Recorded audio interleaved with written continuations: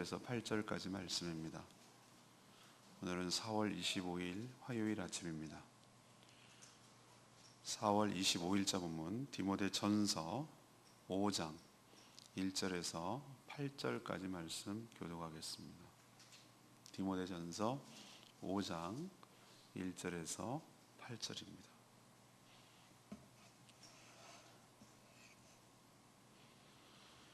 늙은이를 꾸짖지 말고 권하되 아버지에게 하듯 하며 젊은이에게는 형제에게 하듯 하고 늙은 여자에게는 어머니에게 하듯 하며 젊은 여자에게는 온전히 깨끗함으로 자매에게 하듯 하라.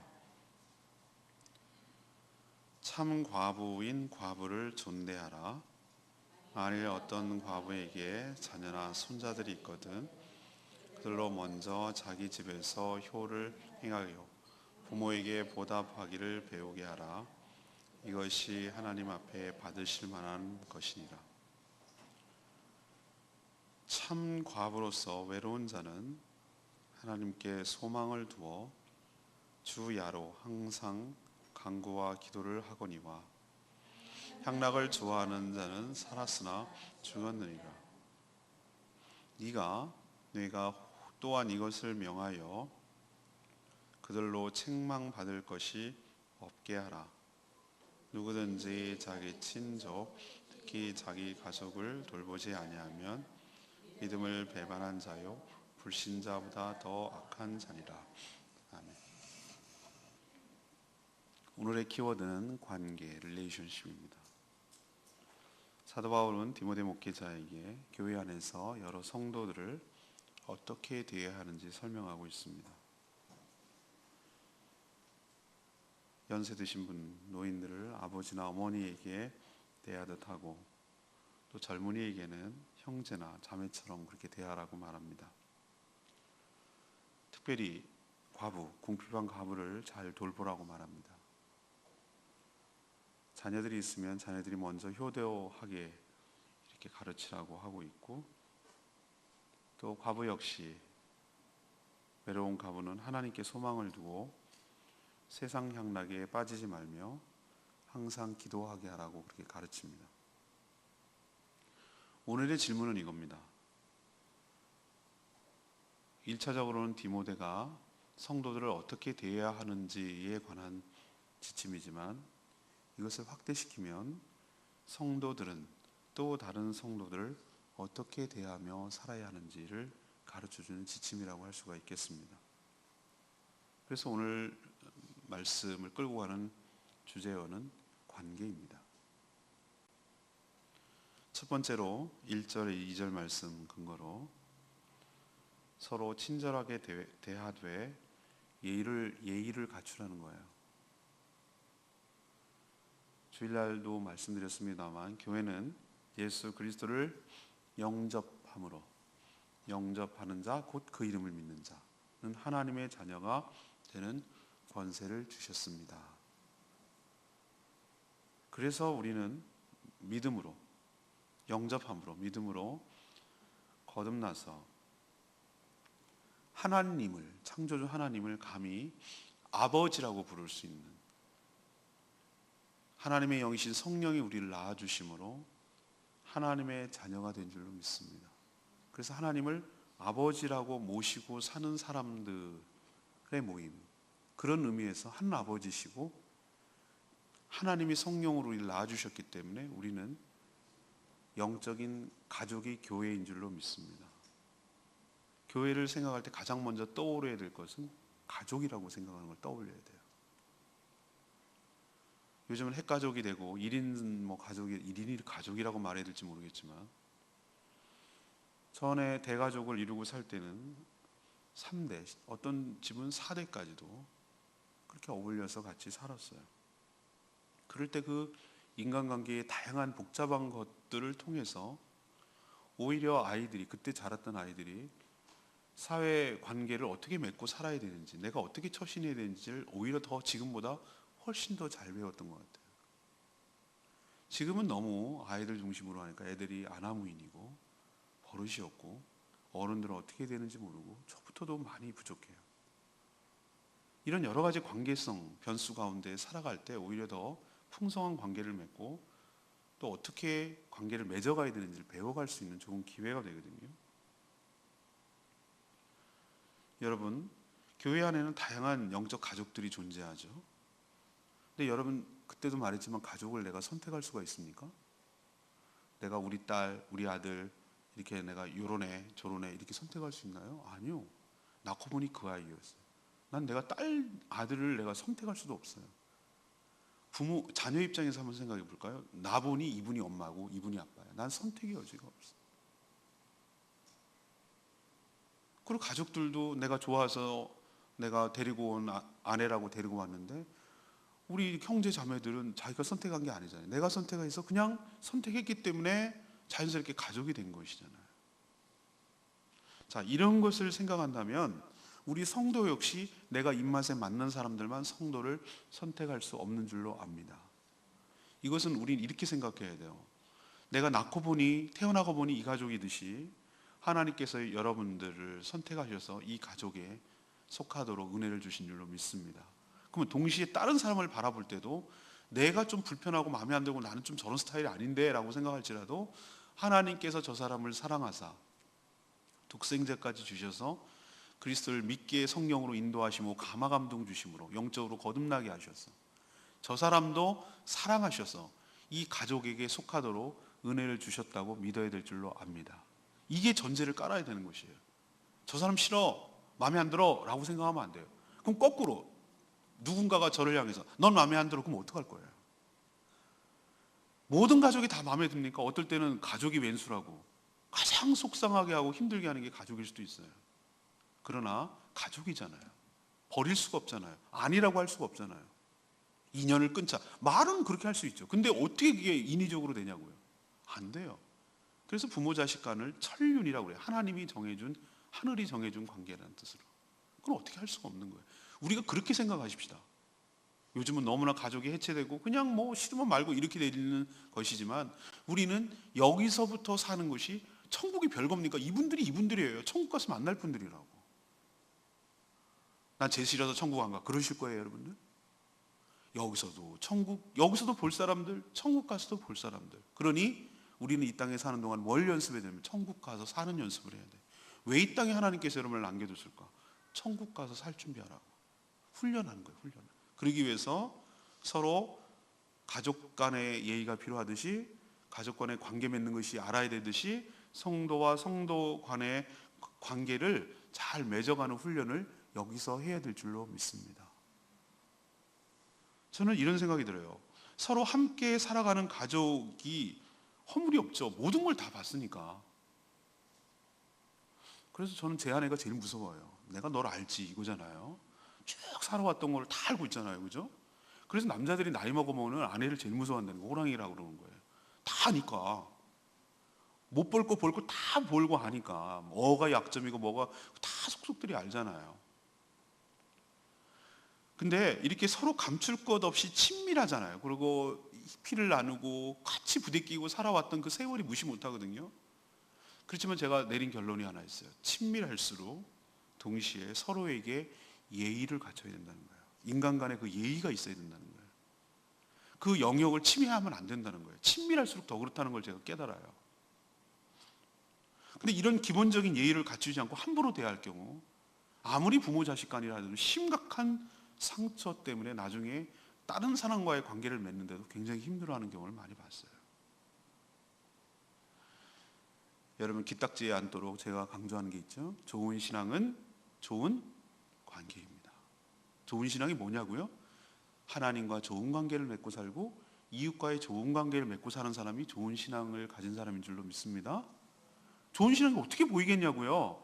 근데 저 사람을 보면 저 사람이 좋은 신앙인지 어떻게 하냐면은 다른 사람들과 더불어 원만하고 서로 사랑하고 정말 비위 안 맞는 사람도 맞춰가면 참을 줄 알고 인내할 줄 알고 그래도 사랑할 줄 알고 그래도 품을 줄 알고 그 사람이 성숙한 사람이 그 사람이 좋은 신앙을 가진 사람이라고. 그래서 오늘 사도 바울이 젊은 목회자 디모데 목회자에게 성도들을 너는 어떻게 목회자로서 어떻게 되어야 되는지를 가르쳐 주는 거예요. 이 디모데 목회자가 젊은 목회자라고 그랬죠. 30대 중반 많이 쳐줘봐야 얼마나 어리겠어요. 10대는 60대, 뭐 70대도 있잖아요. 노인들. 그럴 때 먼저 이렇게 대해라. 네가 목회자라고 거들먹거리고 그러면 안 돼. 연세 드신 분, 노인들의 경우, 남자인 경우는 어떻게 대하듯이 하냐면은 아버지 대하듯 해라. 그리고 여자인 경우는 어머니 대하듯 해라. 또 젊은이의 경우, 젊은 사람인 경우, 자기 또래죠. 남자는 누구처럼? 형제처럼 대해라. 좀 나이 많으면 형님같이 생각되고, 어리면은 남동생처럼 하면 되는 거고. 그럼 여자 젊은 사람의 경우, 자매처럼 대해라. 자매처럼. 여동생이나 누이처럼 대해라. 왜? 교회는 뭐기 때문에? 확대된 가족, 영적 가족이기 때문에. 그리스도의 보혈. 우린 피 한 방울 안 섞였다고 말하지만 진짜 피가 섞였어요. 여러분 지난주에 성찬식 할 때 여러분 너무 퍼포먼스가 분명하지 않습니까? 우린 예수 그리스도라는 피를 함께 먹고 마시는 자고, 예수 그리스도는 살이라는 참된 음료를, 참된 양식을 함께 나눠 먹는 자예요. 같은 빵을 떼서 먹는 거예요. 똑같은 공유하는 사람들. 이런 의미에서 우리는 우리 안에 예수라는 보혈이 흐르는 줄로 믿습니다. 예수의 살로 우리는 참된 양식으로 채워져 있는 줄로 믿습니다. 그래서 우리는 형제자매라고 말하는 거예요. 그러면 그렇게 생각할 뿐만 아니라 실제로 다른 사람들을 대할 때 어떻게 된다고요? 가족처럼 대해야 된다는 거예요. 근데 여러분, 성숙도가 나이에 비례합니까? 제가 어제도 말씀드렸죠. 나이에 비례하지 않아요. 나이가 많아도 역시처럼 노인이 있고요, 나이가 젊어도 꽉 찬 젊은이가 있어요. 그럼 여러분은 어떻게 대하실 거예요? 철없고 그렇게 한지라도 막 대하실 거예요? 아니에요. 그냥 내 마음에 쏙 드는 사람만 부모가 있습니까? 내 마음에 쏙 드는 사람만 자녀가 있습니까? 아니라는 거 여러분 아시잖아요. 대부분 존경하는 분들이 부모님들이지만 어떨 땐 내가 아주 거슬리고 싫어하는 부분도 있어요. 그래도 부모인 걸 어떻게 해? 나도 내 자식이 꼭꼭 마음에 드나? 어떨 땐 정말 꼴보기 싫은 내 모습이 보이는데 그래도 내 자식인 걸 어떻게 해? 그래도 사랑하고, 그래도 품고, 그래도 대우해야 하는 거잖아요. 왜? 가족이니까, 어머니니까, 아버지니까, 자녀니까, 형제니까, 자매니까.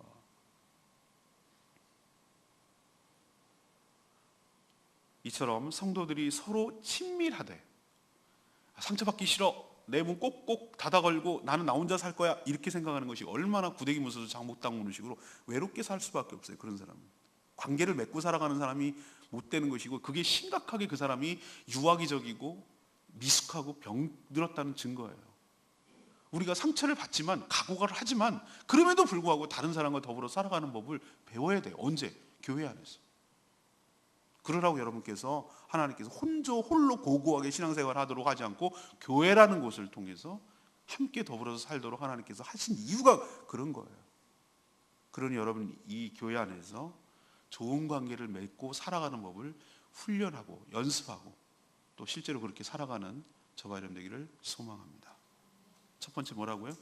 다른 성도들과 대할 때 상처받는 게 무서워서 피하지 말고 최친밀하게 하려고 노력을 하되, 친밀하다는 이유만으로 그 사람을 함부로 무시하거나 함부로 대하지 말고 예의를 갖춰서, 인간의 예의를 갖춰서 그 사람의 인격을 존중하고, 나이 어리다는 것만으로 무시하지 않고, 내 비위에 안 맞는다는 것만으로 따돌리지 않고, 최소한 인간적인 예의를 갖추면서 서로 더불어 살아가는 훈련을 해야 될 줄로 믿습니다.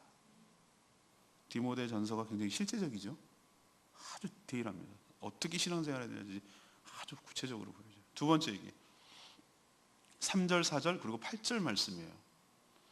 자신의 가족, 패밀리, 여기서는 정말 그 혈육을 나눈 가족을 말하는 거예요. 자신의 가족에 대한 책임을 다하라는 거예요. 사도 바울은 디모데에게 참 과부를 존대하라. 여기서 참 과부란 과부가 아닌데 과부인 척하는 것, 가짜 과부의 반대 개념이냐? 그건 아니에요. 여기서 참 과부란 정말로 누군가가 돌봐줄 사람이 없는 홀로 남은 궁핍한, 경제적으로 어려운 그런 홀로 된 여인, 이것을 참 과부라고 여기서 불렀던 거예요. 하지만 이 당시로서는 제가 말씀드렸죠. 지난번에 한번 말씀드린 것 같은데, 교회가 어떤 사회복지 제도를 시행하는 역할을 했었어요. 그 당시만 해도. 초대교회 때 뭐 갖고 첫 번째 싸웠습니까?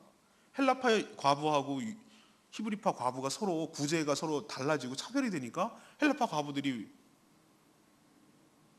불만을 갖고 얘기한 것이 첫 번째 갈등이었잖아요. 그러니까 거기서부터 뭘 알 수 있냐면은 옛날에는 국가가 그 주체가 된 것이 아니었고 교회가 어렵고 힘든 사람을 구제하는 것이 아주 일상적이었던 것으로 보여요. 특히 여자는 경제활동을 할 수가 잘 없었기 때문에, 지금도 마찬가지지만 그 당시에는 그렇게 나이 먹고 홀로 된 여인들을 교회가 구제비 형식으로 도와줬던 것으로 파악이 돼요. 그러니까 명부를 만드는 걸로 보이는 걸로 봐서 굉장히 이것이 조직적으로 체계적으로 이루어졌던 것으로 생각이 돼요. 하지만 아무리 참가부를 하더라도 무조건 교회에서 그냥 무조건 따지지 않고 그렇게 구제해야 된다는 건 아니었어요. 오늘 디모데에게 뭐라고 얘기합니까? 우선 그 과부에게 부양해 줄 자녀나 또는 손자가 있을 경우 그 자녀하고 손자들이 먼저 자기 집에서 뭐 하는 것을 훈련시키라? 효도를 다해서 부모에게 보답하는 법을 가르치라, 배우도록 가르쳐라 라고 이렇게 얘기를 했어요. 이것이 뭐라고까지 하면 하나님 앞에서 받으실 만한 것이다 라고 얘기했어요. 받으실 만, 이게 하나님께서 받으실 만한 거래요. 효도를 부모에게 잘 행하는 것을 하나님이 받으실 만한 거라고까지 얘기했어요. 그러니까 얼마나 귀하다는 걸 알 수가 있는 것이죠. 다음 달이면 가정의 달이 오고 막 여러 가정 행사들이 많이 있는데, 더 나가서 8절에 보면 뭐라고 그랬어요? 성도라면 누구든지, 예외 없다는 거예요. 누구든지 자기 친족, 특히 자기 가족을 8절에 보면 돌보지 않으면 뭐라고까지 책망을 하냐면은 믿음을 배반한 자며 불신자보다 더 악한 자니라 라고 이렇게 책망하고 규정하고 있어요. 그러니까 자기 가족을 돌보지 않으면 불신자보다 더 악한 자니라까지 얘기하는 거예요. 참 무서운 말 아닙니까? 문맥으로 보면 창 과부의 자손들이 창 과부를 돌보지 않으면 불신자보다 더 악한 사람이다, 그런 뜻도 되는 거예요. 안 믿는 사람들은 기독교가 제사를 드리지 않는다는 이유만으로 굉장히 불효를 권하는 그런 종교로 취급하는 경향이 있어요. 그렇지 않아요.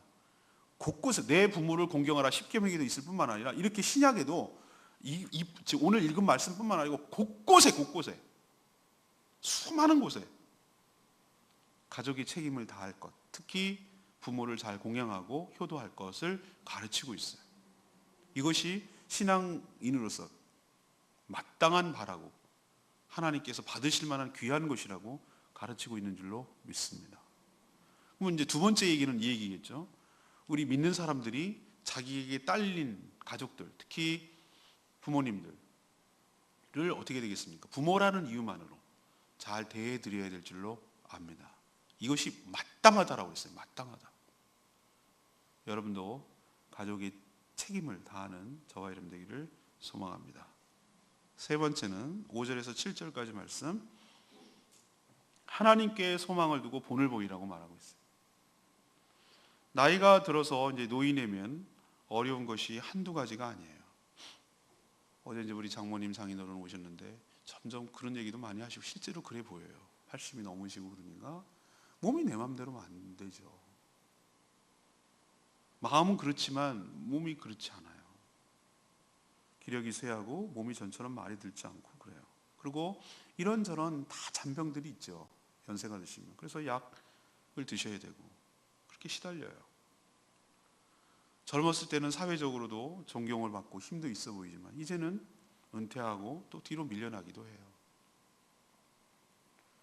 근데 가장 힘든 것은 뭐냐면 정서적으로 이 소외감 그리고 외로움이 몰려온다는 거예요. 이게 참 견디기 어렵다고 얘기해요.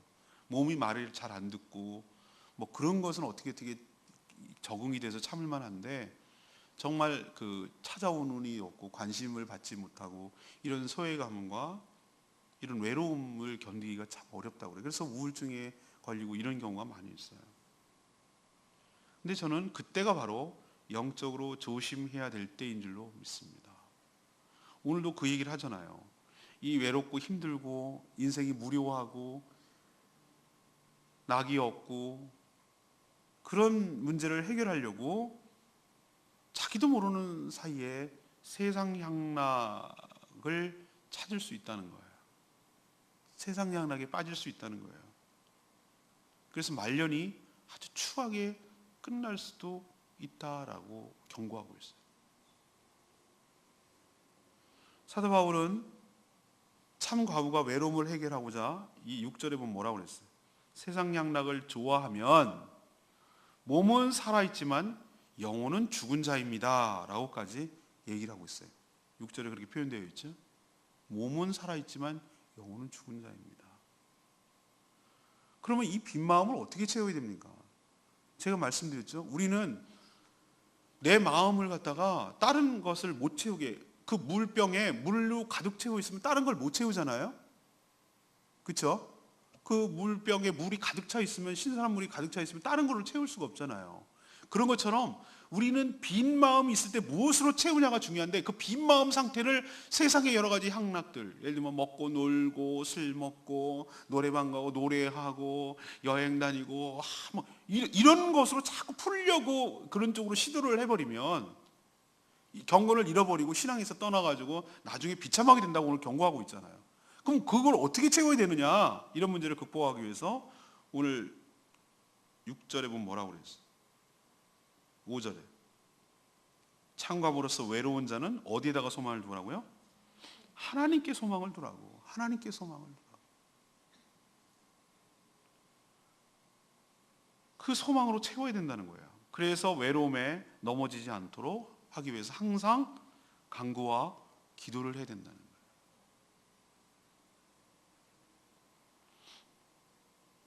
나이가 들면 아무래도 몸도 잘 움직이기도 어렵고 기력도 쇠하고, 그래서 몸으로 섬기는 것도 많이 힘들고, 또 물질도 현역이 있을 때는 돈을 벌기도 하고 이래서 쓰기도 하지만 점점 물질도 뭐 이제 쟁겨놨던 거 조금씩 꺼내 쓰는 그런 거잖아요. 그러니까 쇠하에서 젊었을 때처럼 열심히 돕고 섬기고 하는 것은 많이 위축되고 어려워요. 그렇지만 할 수 있는 것이 있어요. 끝까지 할 수 있는 것이 있어요.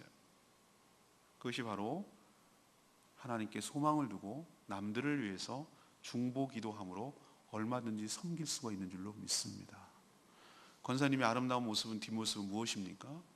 늘 교회에서 목회자와 또 여러 다른 성도들과 하나님 나라와 또 이 땅의 위정자들과 수많은 사람들을 놓고 간절히 매일 기도하다가 하나님의 부르심을 받는 모습이 얼마나 아름답습니까? 이런 분들이야말로 하늘에다가 소망을 두고 살아가고 세상 향락에 그 마음을 채우려고, 그 허한 마음을 채우려고 하지 않은 고귀하고 깨끗하게 살아가는 분 아니겠어요? 우리도 신앙생활을 이렇게 해야 될 줄로 믿습니다. 오늘 레마의 말씀이 5절 말씀이 저는 다가왔어요. 참 과부로서 외로운 자는 하나님께 소망을 두어 주야로 항상 간구와 기도를 하거니와. 물론 오늘 제가 말씀드린 것, 과부, 참 과부, 연세 드시면은 점점 외롭고 그냥 눈물이 나고 서글퍼지고 뭐 그런 감정이 몰려온다고 해요. 근데 이 외로움은 과부에게만 몰려올까? 전 그런 생각을 안 해요. 어떤 의미에서 사실 모든 사람들은 다 외로워요. 여러분, 같이 있다고 외롭지 않는 건 아니지 않습니까? 내 마음을 몰라주고 같이 어울려서 섞여 있다 하더라도 왠지 나 혼자인 것만 같고, 그럴 때 외로움이 찬바람이 싹 몰려드는 거 여러분 못 느끼셨습니까? 저 가끔 느끼는데, 나만 왕따 당한 것 같고 자기들끼리만 노는 것 같고 그럴 때가 있지 않나요? 그래서 그 외로움을 해결해 보려고 노인들만 시도를 합니까? 아니죠. 우리도 다양하게 그 외로움을 해소해 보려고 시도하다 보면 어떻게 빠집니까? 세상 향락에 취할 수밖에 없고 또 죄를 짓게 되고 타락하는 경우가 얼마나 많습니까? 다윗이 성적으로 타락할 때가 언제였습니까? 전쟁할 때였습니까? 막 전투에 나갔을 때인가? 아니에요. 그 한가하고 늦게 낮잠 자고 일어나가지고 빌 돌 때. 바세바는 왜 그때 목욕했을까? 또 왜 그걸 쳐다보고 있었을까? 그냥 보고 말지. 그냥 에이 못 볼 걸 봤다 그러고 피하면 될 것이지. 그 얘기를 하는 게 아니라 제가 얘기하려는 것은 그 마음이 하나님을 향해서 가득 채워지지 않을 때 우린 누구라도 타락하고 잘못될 수 있다는 것을 우리에게 보여주는 것이죠. 육체적 쾌락이 다 죄는 아니지만 그 그것을 탐닉할 때 문제가 되는 것이죠. 사실 근본적인 외로움은 누가 해결할 수 있습니까? 하나님만이 해결하여 주실 줄로 압니다. 하나님의 사랑이 우리에게 충만하게 부어질 때 다른 데 눈이 돌리지 않게 되죠. 그리고 하나님께 소망을 두게 되죠. 매일매일 간구하고 기도하실 것은 하나님, 저의 빈 마음에 하나님의 사랑으로 충만하게 채워 주시옵소서. 다른 것으로는 나를 갈증을 채울 수가 없는 줄로 압니다. 일시적입니다. 그러나 하나님의 사랑이 나에게 부어질 때, 하나님의 그 마음이 나를 향한 하나님의 사랑이 부어질 때 내가 다른 것에 끼우끼우 거릴 이유도 없고 다른 것에 찾을 이유도 없고 그것만으로 충분한 줄로 믿습니다.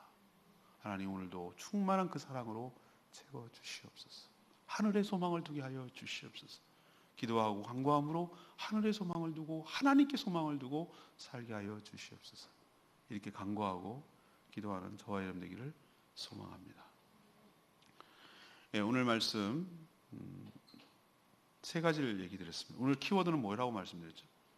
관계라고 말씀드렸고, 그러면 오늘 질문은 뭐라고 말씀드렸죠? 성도는 다른 성도들을 어떻게 대해야 되는가? 이것이 오늘 그 질문이었어요. 첫 번째는 어떻게 하죠? 가까울수록 우리 영적 가족인 걸 생각하고 가까울수록 친밀하게 돼야 돼. 노력해야 됩니다. 친밀하게 되는 것이 공이 들어가야 되거든요. 우리도 저 사람과 저 사람, 우리가 사람을 할 때 제가 보니까 한 사람이 정말 마음속에 신뢰가 되고 믿어지기까지는 시간이 들어야 되고 공이 들어가야 되더라고. 시간이 걸려요. 그냥 하루아침에 되는 건 아니에요. 교감을 통해서 서로 친밀해져 가야 되는 시간이 필요하고요. 노력이 필요하더라고.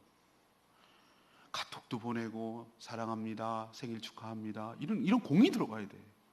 같이 선물도 하고 같이 식사도 하고 같이 어디 가기도 하고 이런 공동의 뭔가가 있어요. 노력이 필요해야 돼. 그냥 친해지는 건 아니에요.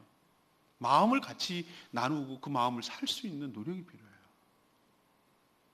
그러나 여러분 한 가지 정말 조심해야 될 수 있어요. 친할수록 친밀할수록 서로 조심해야 돼요. 그 영역이 이렇게 들어오지 않도록, 그 영역이 함부로 예의 엄치 그 안에 들어오지 않도록 굉장히 조심해야 돼요. 그래서 저도 어떨 때는 훅 들어갈까 하다가 움찔하는 경우가 왜 그러냐면은 그러다가 친밀해진다는 이유만으로 저 사람에게 오히려 더 멀어지게 하면 어떡할까? 멀지도 가까이 있지도 않는 그 어떤 적정한 선이 필요하다는 생각을 했어요. 그래야 오래 두고 관계를 맺어갈 수 있어요. 두 번째 얘기는 자기 가족, 1차적으로 자기 가족에 대해서 책임을 다하라는 거예요. 그럴 때 사단에게 빌미를 주지 않고 세상 사람들에게 빌미를 주지 않게 될 줄로 압니다. 믿는 사람들이 특히 잘해야 돼요. 다른 가족들에 대한 부양과 책임을 나 제세 드리기 싫어, 난 참여도 안 할 거야, 그러지 말고 가서 절하지 않더라도 그거를 가족의 행사라고 생각을 하시고, 난 우상숭배엔 참여하지 않지만 난 어떻게 한다? 내가 가서 음식값도 내고 가서 음식도 만들고 그렇게 하란 말이에요. 그러면서 나는 내 신앙을 존중해달라고 할 때 그게 존중을 받을 수가 있는 것이지, 난 그런 식으로 척지기 시작하면은 안 돼요. 욕먹어요. 주님이 욕먹어요. 내가 욕먹는 게 아니에요. 나뿐만 아니에요. 여러분도 자신의 관련된 가족들에 대한 책임을 다하고 특히 연세 드신 부모님에 대한 효도, 공양을 잘하는 저와 여러분 되기를 소망합니다. 세 번째는 오늘 뭐 얘기했죠? 외로움. 빈 마음을 채우려고 다른 타락한 사람들과 어울리거나 또 세상 향락에 취하는 것 상당히 조심해야 돼요. 하늘의 소망을 두시고 하나님께 소망을 두시고 기도와 말씀으로 간구함으로 경건하게 살아갈 때 내 마음을 지킬 수가 있게 될 줄로 압니다. 참가부 조심하라 그러잖아요. 외로움 달래려고 잘 평생 살아오다가 막판에 그냥 삐끗해가지고 그냥 말년에 구기는 사람들이 얼마나 많아요. 여러분도 삼가 조심하시고 사랑하는 저와 여러분 되기를 소망합니다. 오늘 관계에 대한 지침을 받았는데 오늘 말씀 붙들고 기도하기 전에 우리 아까 불렀던 찬양집 219장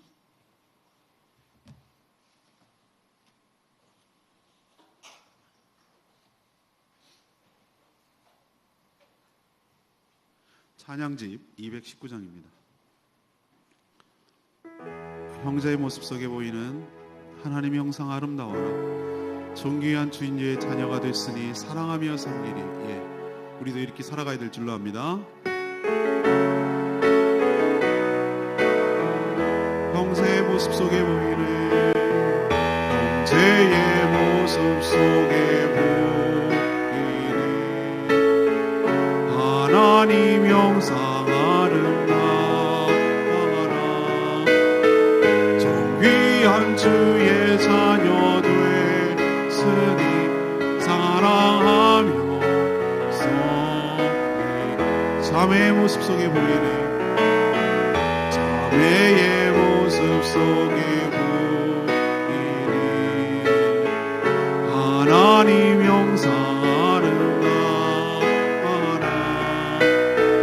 존귀한 주의 자녀 됐으니 사랑하며 섬기리. 우리의 모임 중에 임하시 우리의 모임 중에 하나님 영광 아름다워라. 존귀한 왕이 여기 계시니 사랑하며 섬기리. 상대가 나한테 뭘 잘해줬기 때문에 내가 잘하는 거 아니에요. 그거는 굉장히 거래하는 것이고 조건적이에요. 오늘 뭐라고 가사가 나와 있죠? 형제와 자매 속에 보이는 하나님의 형상이 아름답다는 거예요. 그래서 존귀한 자녀가 하나님의 자녀가 됐다는 거예요. 왜 우리가 사랑하고 섬겨야 됩니까? 그 상대가 하나님의 은혜로 전적인 하나님의 나와 똑같이 믿음으로 하나님의 자녀가 됐기 때문에 우리는 사랑하는 줄로 믿습니다. 내 노력이나 내 공로나 내 무엇 때문에 하나님의 자녀가 된 것이 아니라 모두 다 예외 없이 하나님의 은혜로 거저 믿음으로 하나님의 자녀가 된 줄로 믿습니다. 그래서 잃어버렸던 하나님의 형상이 다시 회복되었기 때문에 하나님의 자녀이기 때문에 그래서 그 이유 하나만으로 사랑하며 섬기는 것이에요. 우리 자녀가 왜 다 마음에 듭니까? 우리 부모가 다 내 마음에 쏙 듭니까? 아니요. 그래도 부모고 그래도 자녀이기 때문에 사랑하며 섬기는 것이에요. 우리가 성도가 사랑하며 섬기는 것 여기서 연습하셔야 돼요. 교회 안에서. 그럴 때 2절에 나와 있는 대로 그럴 때 우리 모임이 어디입니까? 교회입니다. 그때 하나님의 영광이 우리 가운데 임하실 줄로 믿습니다. 그래서 우리가 주님을 섬길 수 있는 아름다운 공동체 교회로 발전하게 될 줄로 믿습니다. 우리가 서로 사랑하며 섬기는 훈련을 하게 해달라고 다 같이 주여 외치며 하나님 앞에 나아가며 기도합니다. 주여 아버지, 형제의 모습 속에 보이는 하나님 형상 아름다워라. 존귀한 주의 자녀 됐으니 사랑하며 섬기리.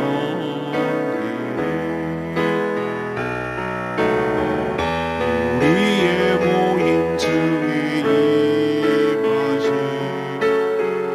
하나님 영광 아름다워라. 존귀한 왕이 여기 계시니 사랑하며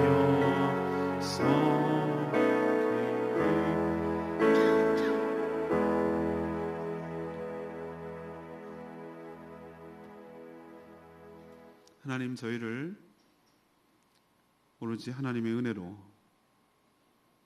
예수 그리스도를 영접하며 그 이름을 믿기 때문에 성령으로 거듭나게 하셔서 하나님의 자녀 삼아주시고 교회라는 영적 가정 속에서 살게 하여 주시니 감사합니다. 가족을 내가 선택할 수 없듯이 성도를 내가 선택할 수 없고 하나님께서 맺어주시고 한 가족으로 삼아주신 줄로 믿습니다. 그래서 더욱더 친밀하고 가깝도록 같이 친밀하게 지내도록 노력하게 하여 주시되 그럴수록 더욱더 존중하며 예의를 갖추고 상처를 주지 않도록 서로 조심하며 살게 하여 주시옵소서. 어르신들을 부모님처럼 대하고 또 모든 형제들 형제와 자매처럼 대하게 하여 주시옵소서. 믿는 자로서 특별히 자신의 가족을 잘 돌보게 하시고 부모님에게 효도를 다하여서 불신자보다 못하다는 소리를 듣지 않게 하여 주시옵소서. 나이 들어 또 지금이라도 외로움이 몰려올 때 그 외로움을 해소하고자 세상의 향락으로 풀지 않게 하여 주시고 오직 하나님께만 소망을 두고 항상 기도와 간구로 살아가는 경건한 저희들 되게 하여 주시옵소서. 오늘도 말씀을 통해서 우리가 실생활에서 어떻게 구체적으로 살아야 될지 깨닫게 하여 주신 하나님 은혜에 감사드리며 이 말씀에 순종하여 이 약속된 말씀대로 복을 누리며 살게 하여 주시옵소서. 오늘도 하나님 앞에 간절히 간구하는 기도 제목마다 응답하여 주시옵시고 또 하나님께서 오늘 주신 레마의 말씀을 붙들고 기도하고 또 그 말씀에 순종하며 실천하며 적용함으로써 하나님의 말씀이 내 삶을 지배하고 이끌어가고 변화시키게 하여 주시옵소서.